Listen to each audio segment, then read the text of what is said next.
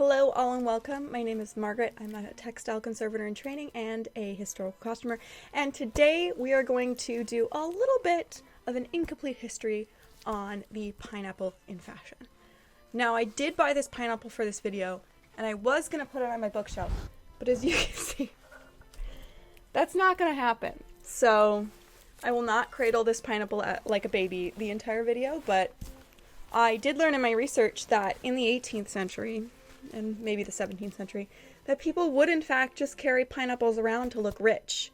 So, you know, this is historically accurate in a way. I did carry this all the way from the west side, the upper west side, and it smells really good. So we're just going to put this away. So the reason I decided to do this video because I made one of these. This little pineapple bag, you can kind of see, bringing the real pineapple back now. Isn't it cute? A beautiful little knit pineapple bag because I was just so inspired, as we all are, by the image in the Kyoto Costume Institute book of that little pineapple reticule, and I had to have one myself. I mean, it is a little bit larger, and I will talk about making this bag at the end. I was originally just going to make a video about knitting this bag, but to be honest, sped up footage of me knitting needs a little bit of extra something to go behind it. So we're going to talk about the history of this lovely fruit in fashion. So without further ado and yammering on, let's get into a incomplete history of the pineapple in fashion. Now, just as a disclaimer, I am going to be talking about the pineapple primarily in the guise of Eurocentric fashion. We will touch on other cultures briefly, but the pineapple is a global phenomenon that has touched many cultures around the globe and is obviously not just part of the Eurocentric fashion world.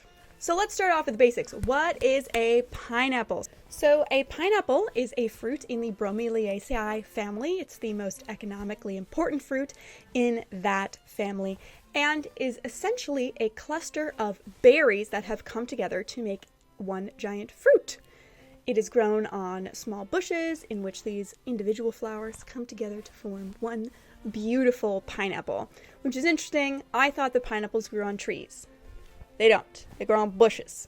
They are native to South America and were cultivated there in ancient times and have become a staple of the worldwide fruit culture from then on. So pineapples, obviously native to Brazil, were introduced to the European world during the Age of Exploration.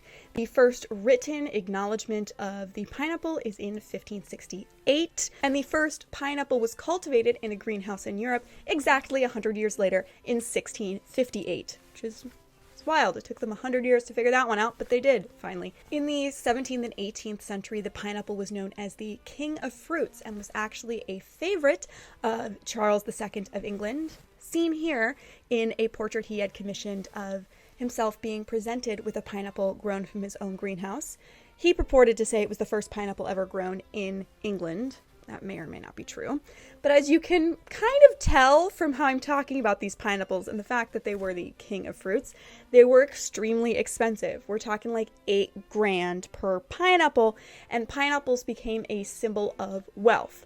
They were also a very popular housewarming gift or party-goer gift among the wealthy class, and so were seen as a symbol of hospitality. I am uncertain at this time whether people actually ate pineapples or not, or whether they were just purely decorative and a status symbol of wealth.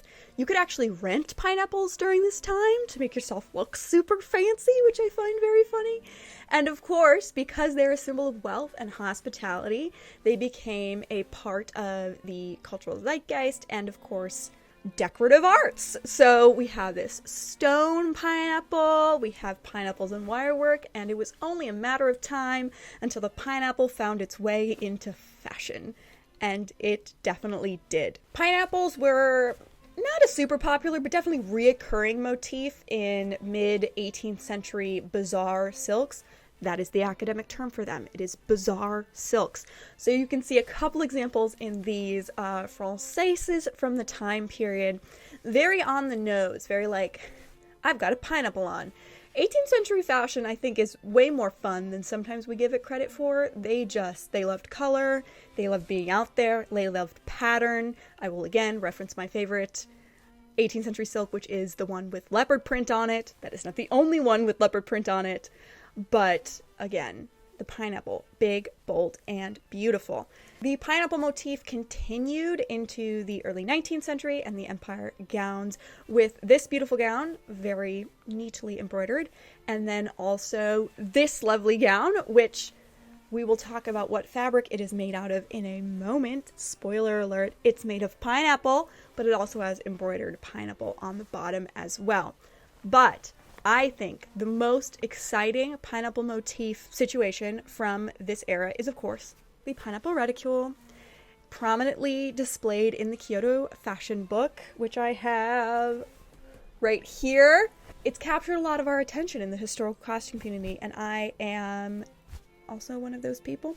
Been many people who have made this bag throughout the years, and we will talk about how I made mine at the end of the video, but it is a stellar piece. Now, the pineapple motif sort of fell out of fashion after the Regency era, but that does not mean that pineapples were not being used in a fashionable way. Obviously, by the 19th century, with more industrialization and the further proliferation of pineapple plantations and growing throughout the world, pineapples became a little less expensive and were starting to be known as the queen of fruits. And one place the pineapple became very important was the Philippines. Even to this day, Filipinos are some of the highest pineapple consuming people on the planet. They love a pineapple. They grow pineapples over in the Philippines.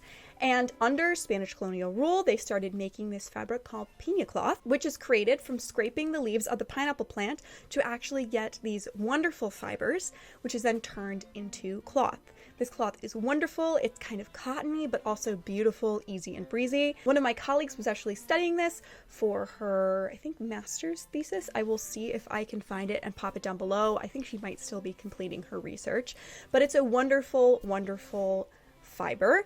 Although production peaked in the late 18th, early 19th century, it is still made today by Filipino artisans. Obviously, it's a little bit more expensive because there's not as many people producing it, but it is used to make traditional clothing, wedding dresses, and other formal wear in the Philippines. However, in the 19th century, it was also being exported, and there are many wonderful examples of 19th century gowns made from this fiber. I'm sure there are many more out there that we just don't know of because it's often miscatalogued in museum collections as cotton because it is very cotton-like and it's not a fiber that you come across all the time. As we speak, Piña cloth is actually being looked into as a sustainable alternative to cotton and also pineapple leather. We talked about fruit leathers and these other sort of alternative leathers in a different video, which I will pop up here, is also being considered as another sustainable alternative. So the pineapple and reusing the plant is coming back into fashion in sort of renewing the old ways of the Piña cloth, which is very exciting. By the middle of the 19th century, the pineapple canning industry was really growing, being supplied from farms in the Caribbean. However, in 1899, John Dole set up his first pineapple plantation in Hawaii, which sort of kicked off this pineapple fiesta in the United States. Now, the sordid tale of Dole and Hawaii is not one that I'm going to get into in this video, but I will leave links down below if you're interested in learning how that impacted the Kingdom of Hawaii and the native people that live there. It's a long and complicated story, but it does very much involve fruit cultivation, so we'll pop that down below. By the post-war period in America, pineapples were abundant. You can see it in all types of very vividly colored mid-century desserts, which as a Midwesterner with, a grandma who learned to make desserts in that time, I definitely had quite a few of those as a child. The bright green maraschino cherries still sort of freak me out. I had my fair share of canned pineapple chunks in marshmallows and Cool Whip in my day.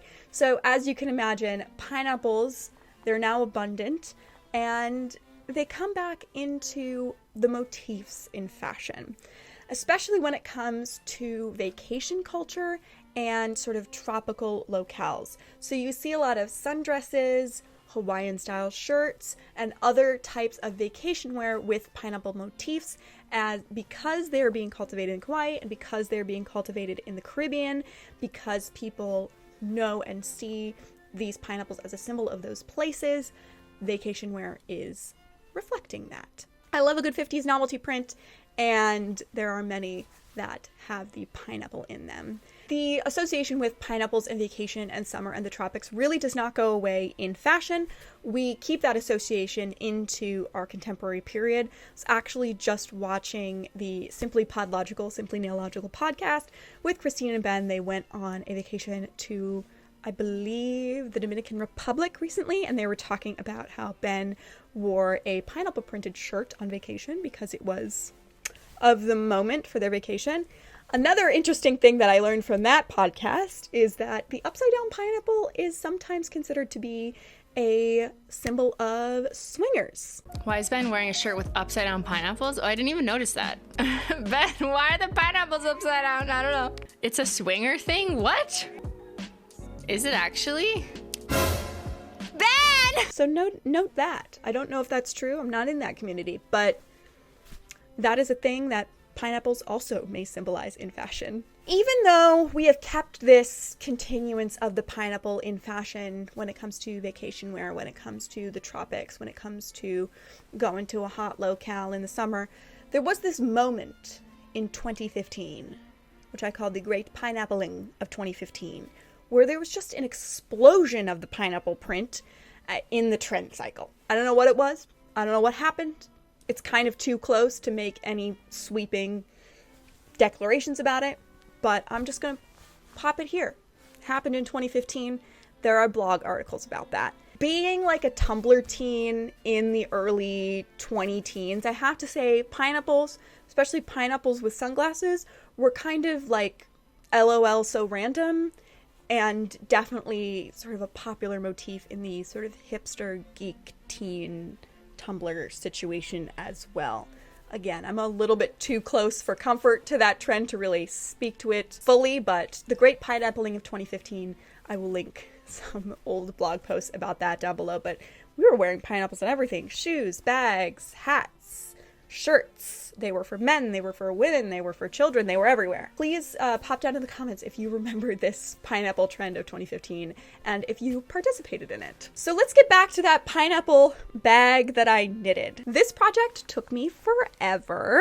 It took me about 3 months to complete this. It was the longest knitting project I think I've ever done besides like my ongoing like blanket projects that I won't finish for years because they're just kind of hanging out there. But I used size US 000 1mm needles, and I used the Knitty pattern. So the Knitty pattern is a modern translation of a pattern from 1840 for a pineapple bag, 1840. So as you can see that, you know, kept on going throughout the 19th century, even though we definitely associate the pineapple reticule a bit earlier in the century. Translated from 1840, the Knitty pattern I will leave down below. It is free. I, for once in my life, used the recommended yarn. It's by a woman named Lisa Souza. She hand dyes silk yarn, and she is a delight.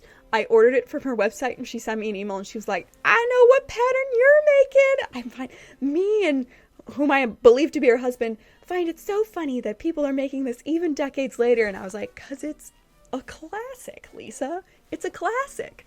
So I bought that. It actually surprisingly wasn't that expensive for hand-dyed silk yarn, so good product. And I used metal beads that I found in the garment district. They recommend gold beads in the pattern. However, I decided on a more muted sort of brown tone, sort of match that little pop that pineapples have. I used only half the recommended beads for the top part, this top part up here, because I think it would have felt too clustered. And I gotta say, putting these beads onto the yarn was very difficult. I used a floss threader. They're just plastic floss threaders that I used when I had braces in like the 6th grade. to get them on there, and that works well for like any size bead that you have because it's really skinny, but you could also get like a very large amount of yarn through there. So I highly recommend that. And I just started knitting, and I knit and I knit and I knit for like 3 months until I got this beautiful pineapple bag, which I'm super excited about. I've already worn it out, and I've already had people be like, can you make me one? And I was like, no. You want to pay me $4,000? Because that's the amount of time I put into this baby. I did line it as well with this beautiful silk satin. This is actually leftover silk satin from my sister's Bridgerton dress. Another video, which I will leave up there. And then I came up with this beautiful baby. Oh, I love her. I'm going to make an 1840s dress at some point. I said I was going to make that dress like 3 years ago now. It will happen at some point, but I'm going to wear this with it.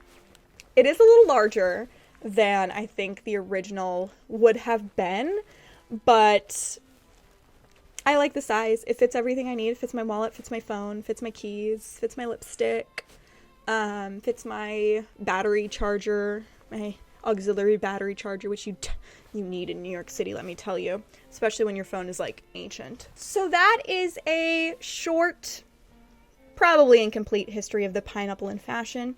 I hope you had fun today. If you're inspired, you can knit your own pineapple bag and show it to me later on Instagram. It's probably going to take you quite a while to knit it as well, unless you are, I don't know, some kind of super knitter. I would love to meet a super knitter. But you can follow me here on my YouTube channel by hitting the subscribe button. You can like this video if you did like it. I promise there will be some exciting, slightly less unhinged content coming up, including a wonderful conservation video whenever I start that, and other exciting dress history and sewing videos, so you can follow along. You can, of course, also follow me on TikTok and Instagram, both at Costume and Conservation. And otherwise, I hope you just have a lovely day. Bye! And my battery is dying. Of course it is. Battery. I can already tell this is going to be unhinged.